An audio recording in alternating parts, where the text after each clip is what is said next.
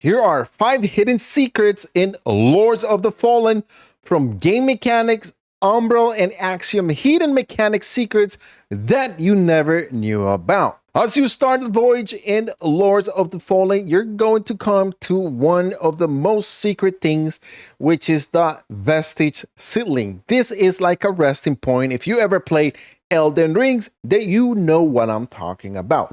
There are 2 types of Vestige seedlings. The first one is going to be a well-hidden one. It's a temporary one.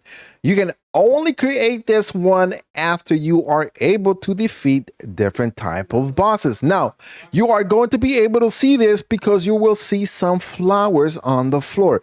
Once you see those flowers after you defeat a boss, then you'll be able to create a temporary Vestige seedling. Throughout your whole entire playthrough, you will also see flowers that you're going to be seeing on the floor. Once you see those, just like you're seeing here, then you're going to be able to create a temporary Vestige seedling. Now, you can only create one throughout the whole entire playthrough. And this one will cost you some resources, but the great thing about it is that you're going to be able to use it from going from the umbral or from the axiom world. And the next one is going to be a permanent Vestige seedling. The difference between this one and the temporary one is that in this one, not only are you going to be able to rest, which you can on the other one, but the difference is that you will be able to level up your different stats that you have in your game. As you go throughout the whole entire playthrough, you'll be able to grab more souls. The more souls you get, the more you're going to be able to level up your stats. And this is a good way for you to level up as you go through your gameplay. Now, just like any Souls type of game, you're going to be fighting different bosses. Now, each of the bosses are going to have 2 different phases. The first one's going to be easier than the second one, but the difference here is that you're going to be able to fight them in the different type of realms. There is the axiom and there is the umbral. If you happen to fight a boss in the umbral, that means you only have 1 life left, so you better be careful and play your cards a lot safer. But at the same time, the longer you're going to be in there, the harder it's going to get. Know the weak points of each of the different type of bosses that you're fighting, and then the fight will be a lot easier. Now, here is the secret about the Soul's Flay ability, also known as your lantern. This was going to be one of the most powerful things that you're going to be able to carry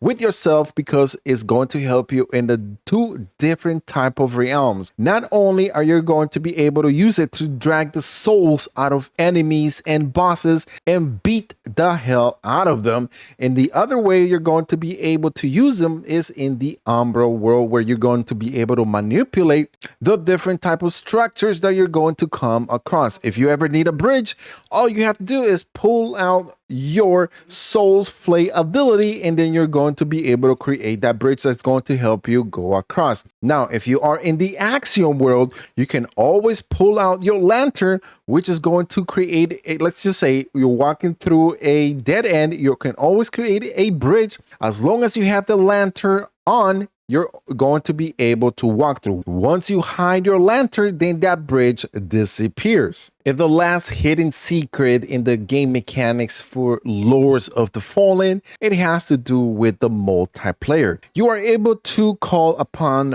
either one of your friends or just any random player to your game session. Now, this player is able to stay with you as long as they want. If you are willing to fight together throughout the whole entire game, you are able to do that as well. Now, the great thing about it is that you guys will be able to complement each other. If one of them has Radiant or the other one has Umbral Sorcery, then one can complement each other by just using the sorcery that you're using. One can buff each other while the other one is just trying to hit the boss and trying to knock them down. One thing to note is when you're fighting with someone is that the person that owns the game session, meaning that if you invited someone, you are the one that is going to get the drops, not the person that you have invited to the game session. So have that in mind whenever you want to invite someone to go and play along with yourself. Lords of the Fallen has a lot of hidden secrets, and those are 5 that you definitely want to know and be prepared when the game releases on October the 13th. I'm also working on a lot of other videos that are going to help you